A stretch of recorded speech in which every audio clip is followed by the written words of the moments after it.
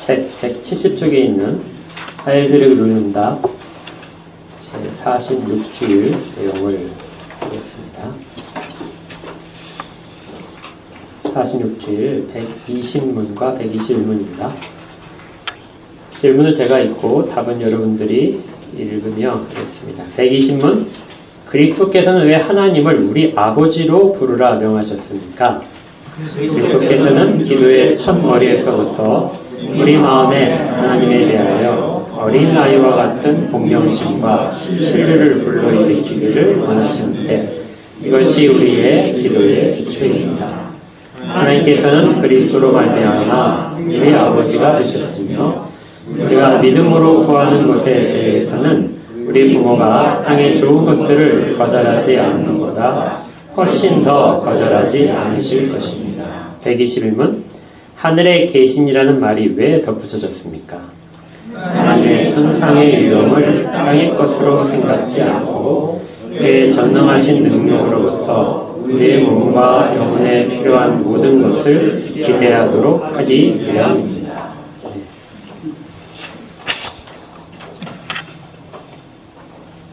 지금 우리가 이제 하이델베르크 루른답의 마지막 부분으로서 주기도문을 살펴보고 있죠. 주님께서 가르쳐 주시는 기도를 살펴보면서 지난주에 우리가 기도란 무엇인가, 왜 기도가 필요한가 하는 부분을 했었습니다.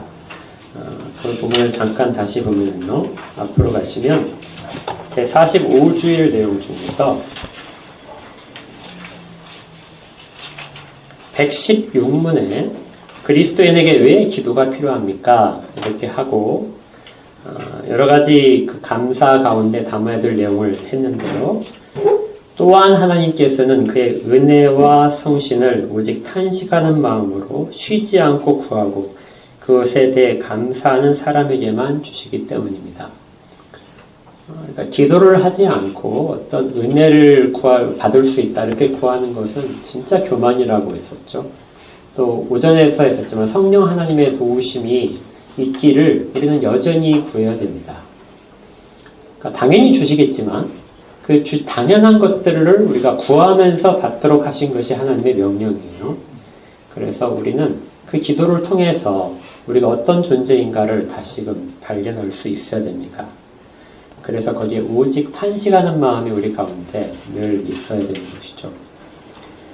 또한 117문에서 하나님께서 기뻐하시고 들으시는 기도는 어떤 겁니까? 모든 기도를 하나님께서 들으시기를 원하시지만 그 중에 특별히 기뻐하시는 기도들이 있다는 것이고요. 그때 첫 번째를 보시면 그의 말씀에서 자신을 계시하신 유일한 참 하나님에게만 그가 우리에게 구하라고 명하신 모든 것을 마음을 다하여 기도합니다. 우리의 기도에서의 첫 번째 요소, 참 하나님. 어떤 하나님이냐면 내가 알고 있는 하나님이 아니라 말씀에서 스스로를 계시하신 하나님. 진리라고 그랬죠. 진리의 하나님에 맞는 그 하나님을 찾으며 기도하는 것. 이것이 우리에게 반드시 필요한 기도의 요소입니다. 그리고 그렇게 할 때 우리 영혼과 몸에 필요한 모든 것들을 주시겠다고 하셨는데 그럼 우리가 기도를 어떻게 구체적으로 해야 됩니까? 이렇게 제자들이 구했을 때 우리에게 기도를 가르쳐 주시옵소서. 이렇게 했을 때 예수님께서 기도의 모범으로서 주신 것이 우리가 잘 아는 주기도문이라는 주님께서 가르쳐 주신 기도입니다. 그래서 이거 기억을 구별할 필요가 있는 것이 이 주기도문은 표본이 아니에요. 그러니까 이것대로 그대로 하라. 이걸 그대로 따라서 하라는 것이 아니고 모범입니다. 이것을 바탕으로 해서 너희들이 이 틀 속에서 많은 것들 이쪽에 중점을 둘 수도 있고 다른 부분을 할 수도 있고 한두 개 빼도 사실은 여러분들 하나님이 기뻐하시지 않는다 이건 없어요. 그렇지만 그 내용들 전체가 균형 잡힌 내용이고 가장 바람직한 내용이기 때문에 최소한의 기도의 요소들, 그 다음에 기도의 태도들이라는 것이 담겨져 있어서 모범이라고 이름을 붙이고 그것을 우리가 자세하게 살피는 것입니다. 그러니까 여러분들이 기도를 하실 때 주기도문을 하셔서 기도하실 수도 있어요. 그런데 중요한 건 뭐냐면 그 안에 담겨져 있는 의미. 왜 주님께서 이것을 이렇게 명하셨는가 하는 그 의미를 정말 잘 알아야 됩니다. 우리가 앞에서 십계명 할 때도 똑같은 것이 있었죠. 십계명을 문자적으로 이것을 내가 지켰다, 지키지 않았다. 이것이 핵심이 아니고요. 그 안에 담겨져 있는 하나님의 뜻에 맞추어서 행하고 있는지 그것이 가장 목적이라고. 목적은 우리로 하여금 첫 발을 디디게 하는 그 첫 발을 결정하는 것이 목적에 있어요. 그리고 끝까지 내가 마지막 발걸음이 닿는 곳이 그 목적에 있습니다. 목적이 있어야 첫 걸음이 의미가 있고 마지막 걸음도 의미가 있는 거죠. 우리가 기도를 할 때도 어떤 선행을 할 때도 목적을 두고 그 목적 속에서 첫 걸음이 간다. 방향을 절대 잊으면 안 돼요. 그래서 그 목적이 무엇인지를 지금 계속해서 살피고 있고 하이델베르 의료론에서는 그 목적이 바로 감사다.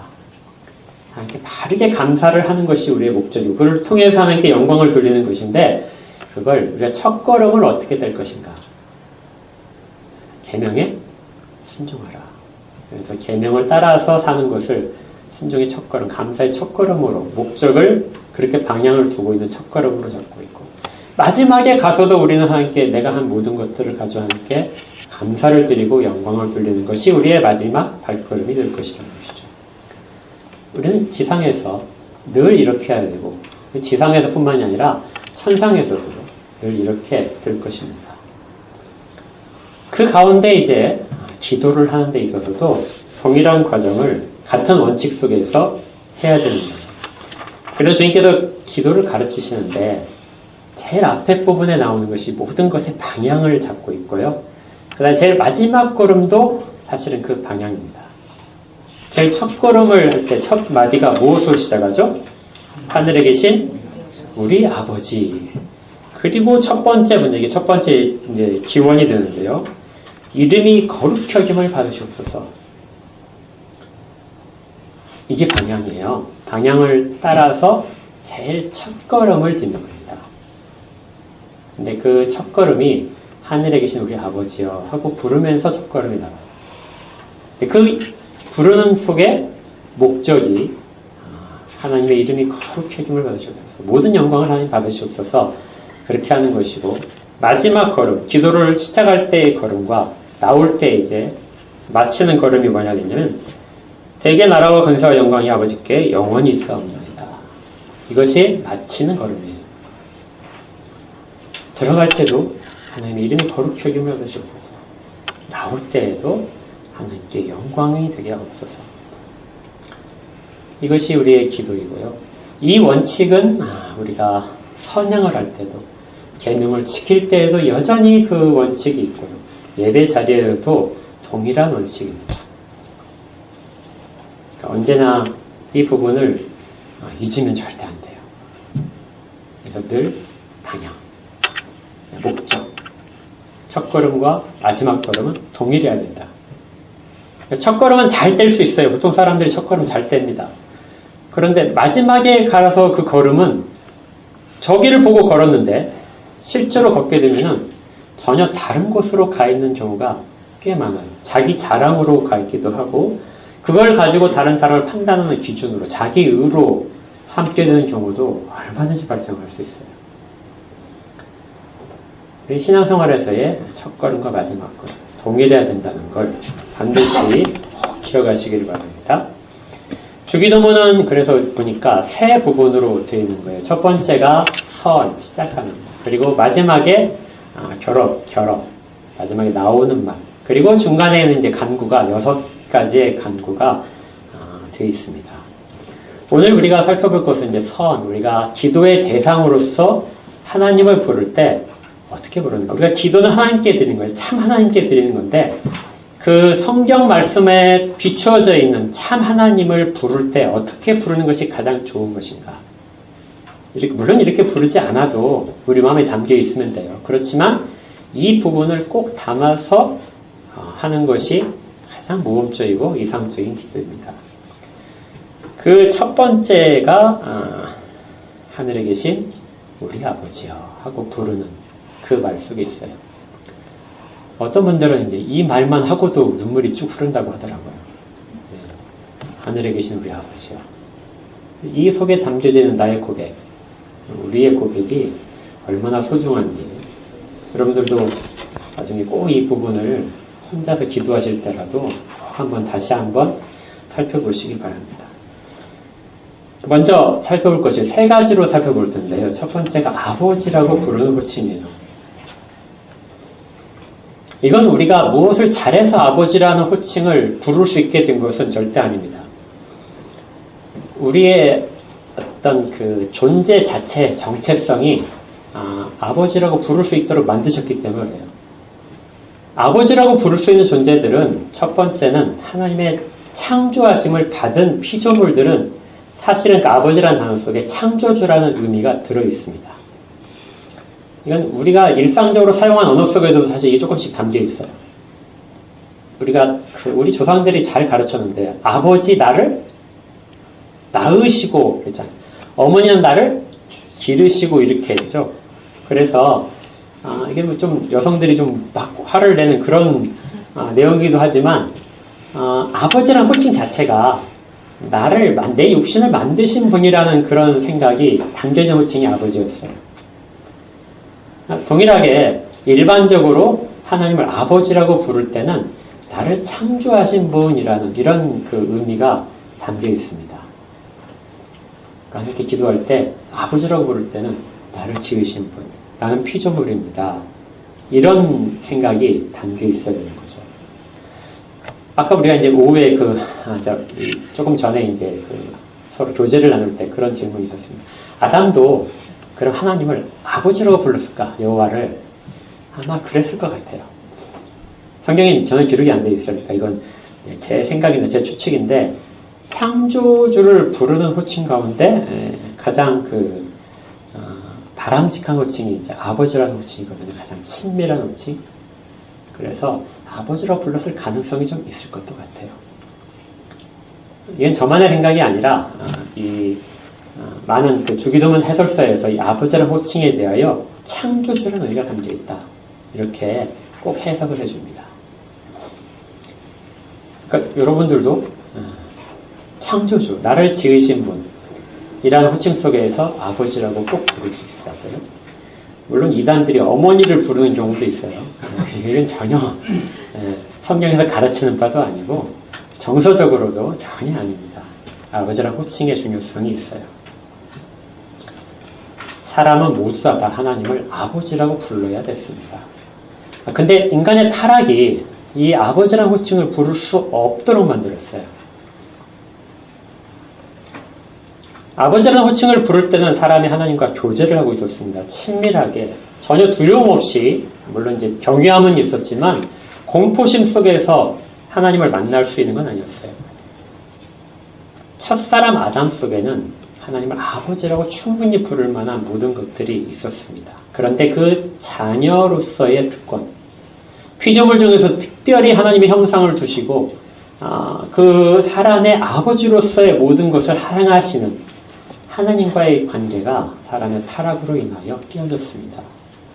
그래서 하나님께 대하여 잃어버린 호칭, 이것이 이제 아버지라는 호칭입니다.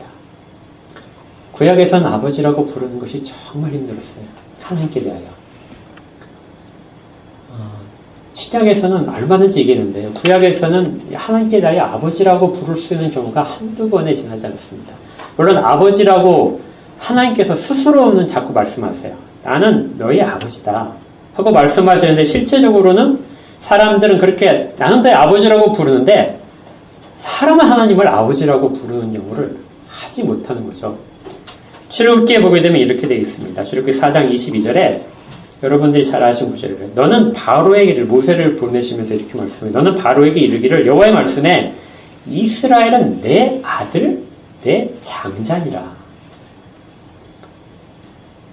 하나님은 이스라엘을 내 아들이라고 부르십니다. 그리고 그들을 불러내시는 게요.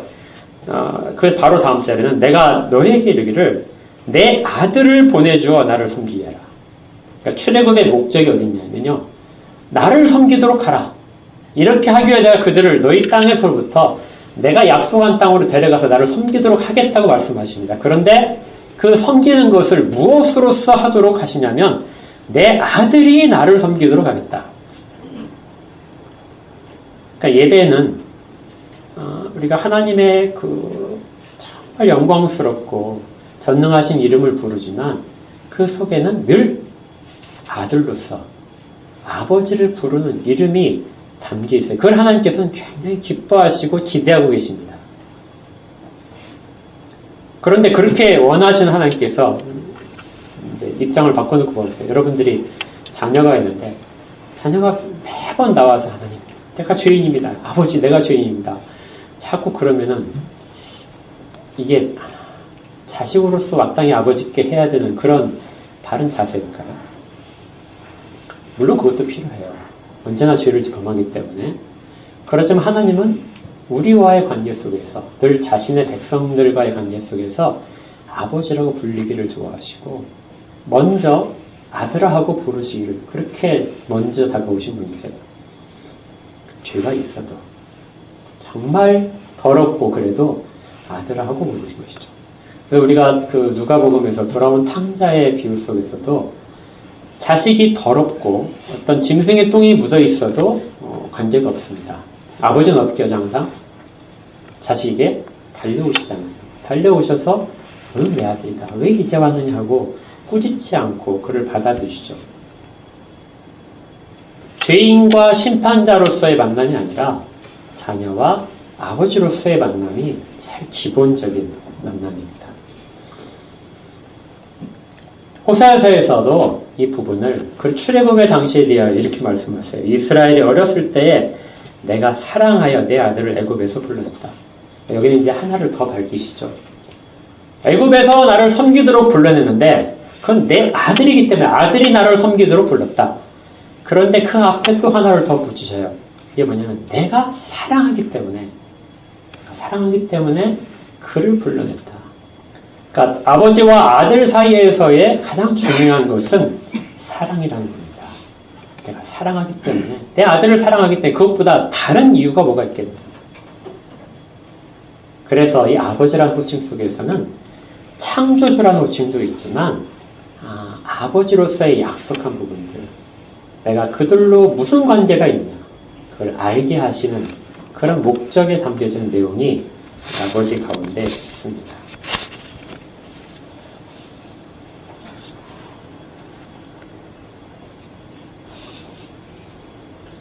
우리가 늘 이 부분을 꼭 생각을 하셔야 돼요. 요한복음도 이 부분을 상당히 강조를 하고 있습니다.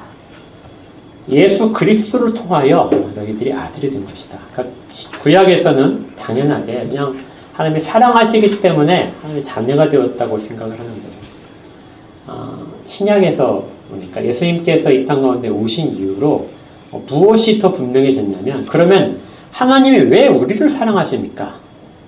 왜 우리가 무엇 때문에 다른 사람들, 많은 사람들 중에서 왜 우리가 무엇 때문에 하나님의 자녀가 되었습니까? 하는 질문이 나오게 되고요. 그때 예수님께서 대답하시는 장면이 이렇게 됩니다. 아까 읽었던 호세아서 11장 1절을 그대로 인용하시면서요. 내 아들을 예수님께서 애굽으로 피신하셨다가 이제 오시는 장면이 나오죠. 그때 내 아들을 애굽으로부터 불렀다 하고 말씀하세요. 그러니까 구약에서는 애굽으로부터 부른 존재가 이스라엘이었고 그들을 아들이라고 부르셨는데 하나님께서는 그 부분의 말씀이 성취된 것이 예수님이 애굽에 피난하였다가 그때 불러 올리신 그 장면에서 내 아들을 애굽에서 불렀다고 하십니다. 그러니까 구약의 백성들이 구해진 것은 실질적으로는 예수님 속에서 불려진 것이라는 뜻이에요. 애굽으로부터 불려지는 것은 장차 예수님께서 행하실 일 가운데 그 예표로서, 모델로서 그 일을 하셨다는 거죠. 그래서 구약에서 백성들이 잘 모르지만 하나님이 왜 나를 사랑하셨습니까? 내 독생자 속에서 너희를 사랑했다. 하나님이 왜 우리로 하여금 섬기도록 아버지라고 부르게 하셨습니까? 내 아들 속에 너희들이 있기 때문에 내가 너희를 아들로 불렀다. 이렇게 대답을 하시는 거예요. 요한복음 1장에서 이렇게 되어 있습니다. 영접하는 자, 곧 그 이름을 믿는 자들에게는 하나님의 자녀가 되는 권세를 주셨으니 이는 혈통으로나 육적으로나 사람의 뜻으로 나지 아니하고 하나님께로부터 난 자들이다. 갈라디아서 4장 4절에서 때가 차면 하나님이 그 아들을 보내사 여자에게서 나게 하시고 율법 아래에 나게 하신 것은 율법 아래에 있는 자들을 속량하시고 우리로 아들의 명분을 얻게 하려 하십니다. 아들의 명분이 어떻게 왔다고요? 그리스도께서 이 땅 가운데 우심으로 말미암아 그리고 율법 속에서 율법 아래에 나셔서 모든 율법을 지키시고 그렇게 해서 하나님의 의로움을 다 만족시켜드리고 그리고 모든 죄를 지고 대속하심으로 말미암아 무엇이 생기냐면 아들의 명분이 주어졌다는 것이죠. 그러니까 구약에서 하나님이 구약의 백성들을 내 장자, 내 아들이라고 부르신 것도 사실은 그리스도 안에 그들이 이미 있었다는 것입니다. 너희가 아들이므로 하나님이 그 아들의 영을 우리 마음대에 보내사 아빠 아버지라고 부르게 하셨다. 우리가 하나님을 아버지라고 부를 수 있는 것은 그 약속의 내용들이 실현이 됐기 때문에 그리고 최종적으로 우리 가운데 성령님이 계시기 때문에 우리의 입을 성령님이 열게 만드신다. 열게 만드셔서 하나님을 아버지라고 부르게 합니다. 이철 선생님이 그 수요 예배 설교 때 이 부분 하셨을 거예요. 제가 제목만 봤었는데 아빠 아버지라고 부르게 하는 것은 성령님이 우리 가운데 오셔야만 가능합니다. 그러니 이 아버지라는 호칭 속에서 얼마나 많은 의미가 담겨 있는지 그리고 약속이 실현된 결과 지금 내가 아버지라고 부를 수 있게 된 것입니다. 아버지라는 호칭 속에는 창조주가 있고요. 두 번째는 하나님의 이 약속. 그리스도 안에서 하시는 모든 약속이 담겨있는 호칭이 아버지라는 호칭이에요. 그 속에는 그리스도를 통하여 하신 일들, 그리고 지금 성령이 내 가운데 계시면서 하시는 사역들, 이게 다 담겨있는 것이 기도를 처음 뱉어낼 때에 아버지여 하는 그 호칭 속에 있는 것이죠. 그리고 이 아버지라고 부름으로써 우리 가운데는 이것이 꼭 담기게 됩니다. 아까 읽었던 마태복음 본문이기도 한데요. 너희 중에 누가 아들이 떡을 달라 하면 돌을 주겠느냐. 처음에 기도할 때 어떻게 해요? 아버지하고 부르고 기도를 시작했어요. 그리고 간구들을 막 하기 시작합니다. 우리 필요한 것도 영혼과 몸에 필요한 모든 것들을 구하죠. 그런데 시작을 아버지라고 했으니 하나님께서 들으시기에 안 들어줄 수가 없는 거죠. 아들이 떡을 달라고 하는데 어떻게 돌을 주겠느냐. 여러분들도 다 경험이 있으시잖아요. 네. 아들이 떡 달라고 하면 돌 주신 부모님 계십니까? 절대 없죠. 생선 달라고 하는데 뱀이 더 비싼가요? 뱀을 주시는 분은 전혀 없죠. 조금이라도 더 좋은 거, 몸에 더 좋은 거, 더 유익한 걸 해주고 싶은 것이 부모의 마음입니다.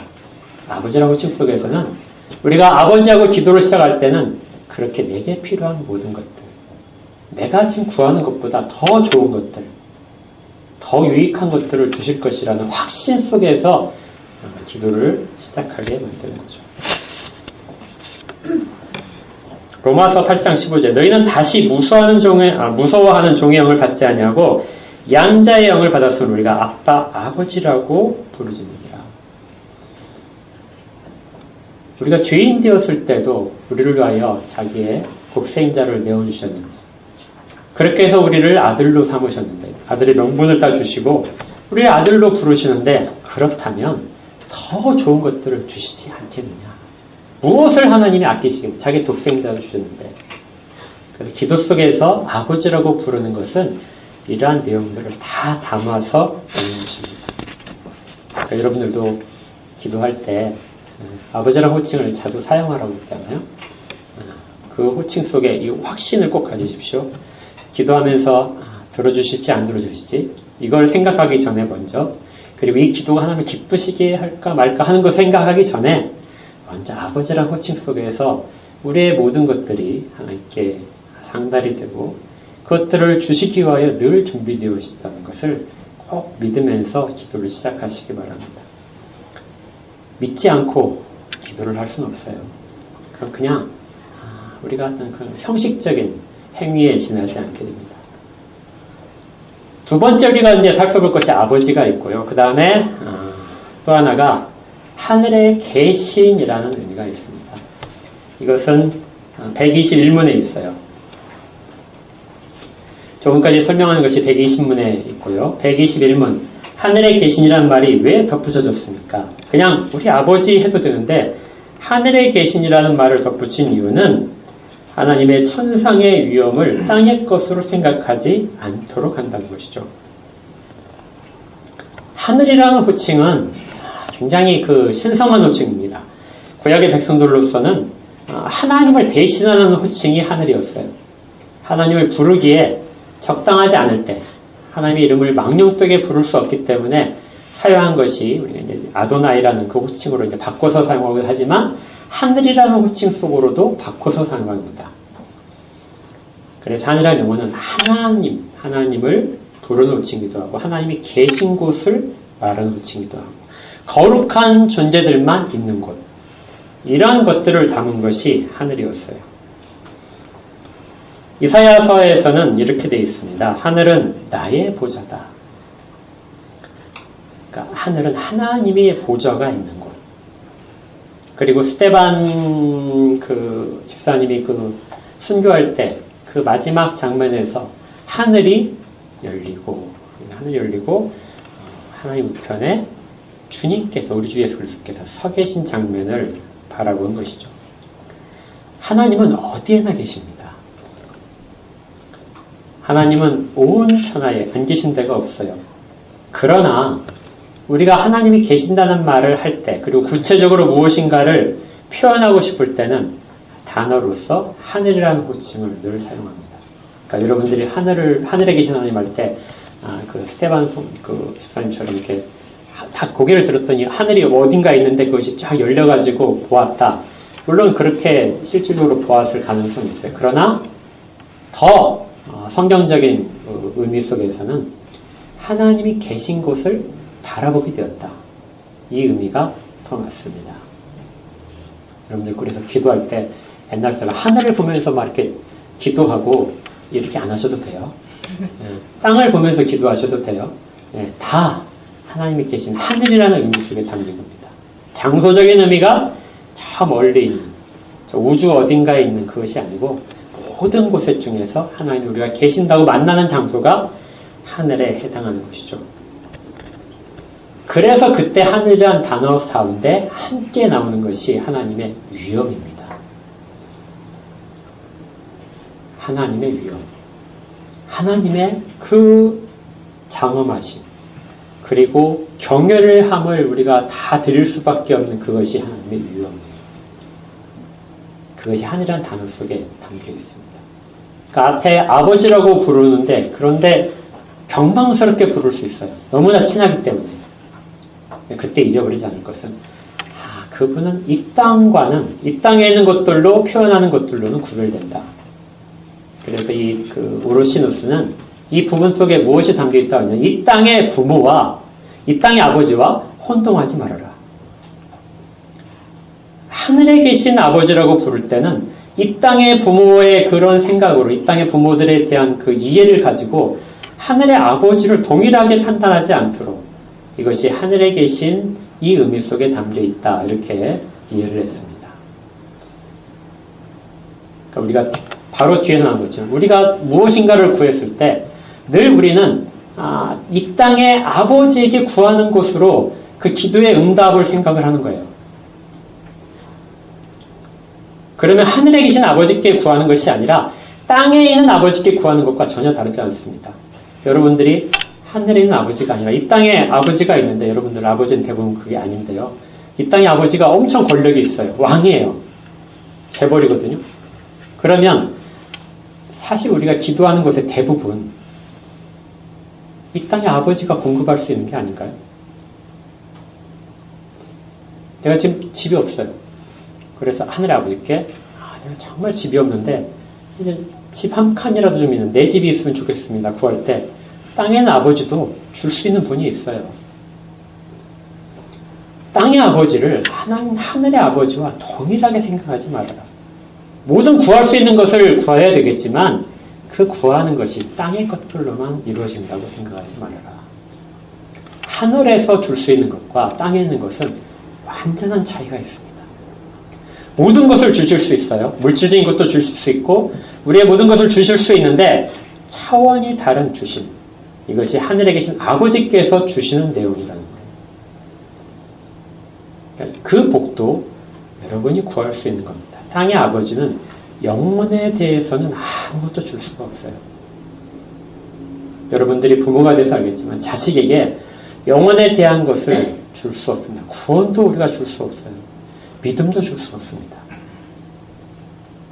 오로지 하늘에 계신 아버지께서만 주실 수 있어요. 그래서 120문 밑에 이렇게 되어 있습니다. 그의 전능하신 능력으로부터 하나님은 못하시는 것이 없으세요. 안 주실 수 있는 것이 없어요. 그의 전능하신 능력으로부터 우리의 몸과 영혼에 필요한 모든 것을 기대하도록 하기 위함입니다. 하늘에 계신 아버지, 이 두 가지가 정말 적절하게 다 있어야 됩니다. 그러면서 하늘에 계시다는 것은 하나님께 대한 경외함을 잊어버리지 않게 만들어요. 방종하지 않게. 그 속에서 하나님을 부르는 것이죠. 세 번째가 있습니다. 세 번째, 우리 해석 안 한 부분이 뭐가 있죠? 살펴보자는 것이 하늘에 계신 아버지, 우리입니다. 네. 기도를 할 때 예수님께서 가르치신 기도는 우리의 아버지라고 부르게 하셨어요. 우리 아버지. 그러면 나의 아버지라고 부르는 것이 안 맞느냐? 맞습니다. 혼자 기도할 때 나의 아버지라고 부르셔도 돼요. 예수님께서 그렇게 가르치셨거든요. 너의 아버지께 기도해라.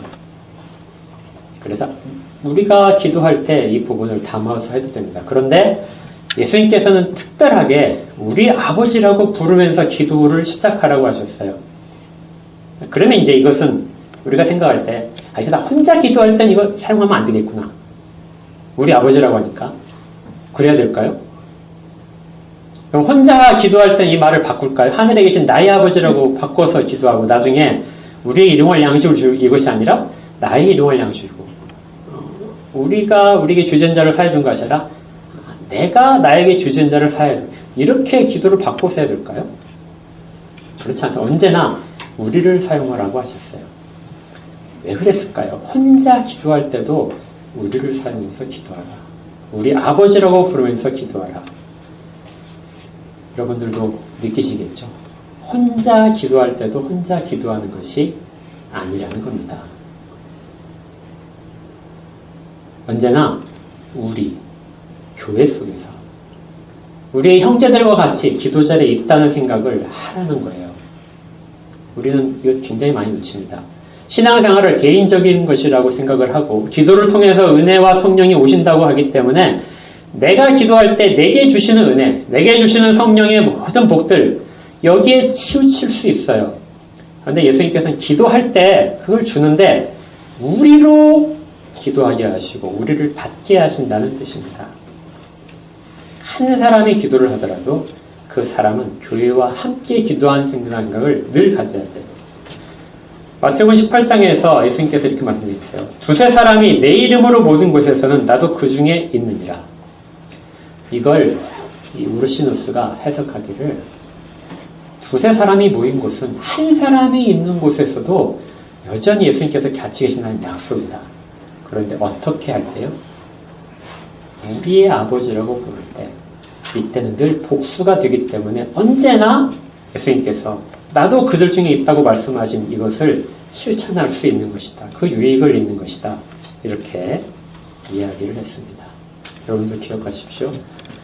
기도할 때요. 늘 우리라는 말을 자주 사용하십시오. 혼자 기도할 때도 우리라는 말을 사용하시고 그 속에서 함께 기도한다는 마음을 꼭 가지십시오. 그러면 뭐가 달라질까요? 나만을 위한 것이 아니죠. 내가 하루 먹고 살 수 있는 그 양식이 아니라 다른 사람도 역시 마찬가지로 그것을 먹고 살 수 있도록 되어야 되는 것을 생각하게 됩니다. 나만이 시험에 들지 않는 것이 아니라 교회의 지체들, 교회의 다른 성도가 시험에 들지 않게. 한 개인만이 혼자 단독으로 이 세상 가운데 있는 것이 아니라 우리는 언제나 교회 속에서 있게 돼요. 한 사람이 골방에서 홀로 기도할 때에도 온 교회가 간절히 그와 함께 기도한다. 여러분이 그렇게 기도할 때 누군가도 그렇게 기도를 할 겁니다. 그가 알아주고 안 알아주고 이건 우리에게 전혀 관심이 없어요. 왜냐하면 우리는 하나님께 아버지께 기도하기 때문에. 그래서 기도할 때 모든 교회가 늘 항상 각자의 처소에서 모두가 다 그렇게 기도하기 때문에 기도는 늘 복수성으로 기도를 할 수 있게 되는 겁니다. 그럴 때 우리는 실제적으로 예수님께서 말씀하신 내 이웃을 내 몸과 같이 혹은 내 자신과 같이 사랑하라는 말을 실천적으로 제일 쉽게 실천할 수 있어요. 내가 내 이웃을 어떻게 사랑할까요? 내가 그가 필요한 모든 것들을 내 거 필요한 것을 다 줄여가지고 그게 갖다 주게 되면 그러면 이것이 내 사랑을 실천하는 것일까요? 물론 그것도 방법입니다. 어려운 사람을 위로해 주는 것 그것도 방법이에요. 그러나 가장 처음에 나오는 실천적인 방법, 내가 정말 저 사람을 사랑한다면 하나님께 저 사람을 위하여 기도를 하는 거죠. 그래서 우리 지난주에 질문이 있었잖아요. 내가 다른 사람을 위하여 기도하는 것이 무엇이 필요합니까? 저 사람이 믿지 않을 수도 있어요. 그러나 그를 위하여 기도를 하십시오. 그가 하나님이 받으실 만한 형제라면 완전 하나님이 주실 겁니다. 그리고 때가 되게 되면 우리와 함께 하겠죠. 정말 그가 하나님을 믿는 형제라면, 그렇다면 더 간절하게 기도하십시오. 그가 어떤 시험에 빠졌다면 시험으로부터 올 수 있도록, 그가 교만하다면 교만으로부터 벗어나서 겸손으로 설 수 있도록. 이것이 사랑이에요. 원수도 사랑을 하셨는데 그 부분을 사랑을 하지 못하겠습니까? 제일 쉽잖아요. 우리가 어떤 행동을 하기 전에 기도 속에서 함께 구할 수 있다는 것은 어마어마한 축복입니다. 예배도 마찬가지. 예배 속에서 나만이 예배 드리는 것이 아니라 함께 예배 드리죠. 그래서 형제와 화해할 일이 있으면 가서 화해를 하고 와라. 이 말씀도 실질적으로는 같은 연장선에 늘 있게 됩니다. 우리가 교회의 속성이 무엇인지를 생각하셔야 돼요. 우리가 54문 할 때 이런 질문이 있었습니다. 거룩한 보편적 교회에 대해서 이 54문에 있었는데 한번 찾아볼까요? 주의 날 21일입니다.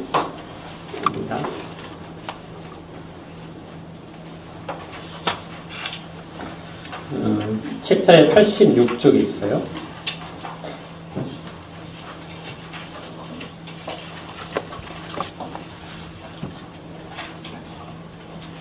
(54문에) 거룩한 보편적 교회에 관하여 당신은 무엇을 믿습니까? 나는 하나님의 아들이 세상의 처음부터 마지막 날까지 모든 인류 가운데서 영생을 위하여 선택하신 교회를 무엇이라고 이름 붙이냐면요, 영생을 위하여 선택하셨다. 그리고 그들이 교회로 모인다는 뜻입니다. 그러니까 우리는 각자가 구원을 받고 영생을 약속을 받지만 그 영생은 어디 속에서 완성으로 가게 되냐면 교회 속에서 가는 거예요. 그래서 거룩한 보편적인 교회를 믿게 되고요.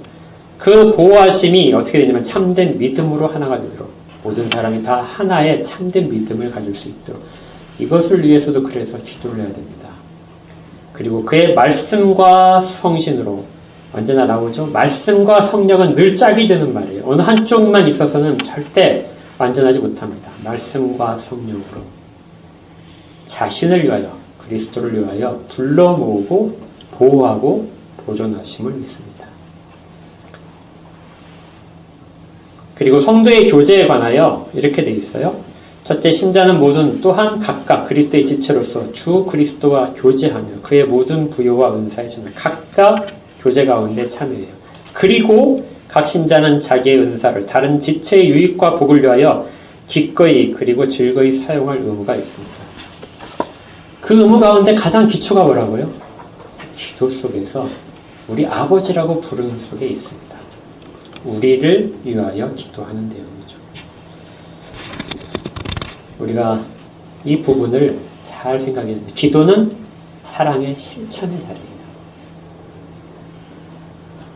자, 그래서 우리가 이제 오늘 다짐을 해야 됩니다.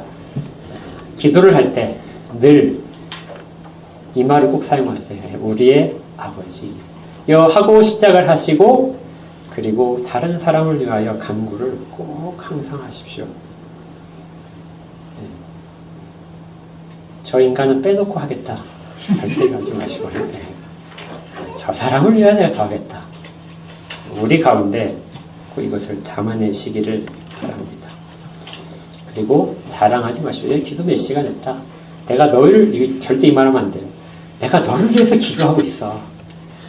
이 말도 웬만하면 하지 마세요. 그것이, 그 목적이 자기 것이 되게 딱 좋아요. 그냥 은밀하게 하십시오.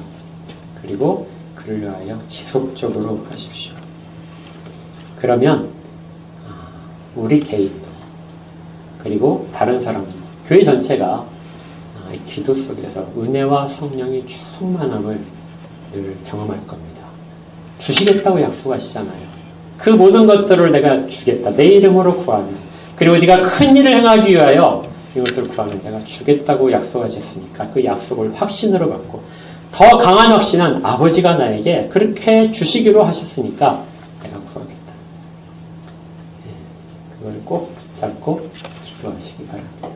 어떤 거, 이건 기도할 제목이 아니겠지, 이런 거 전혀 없어요.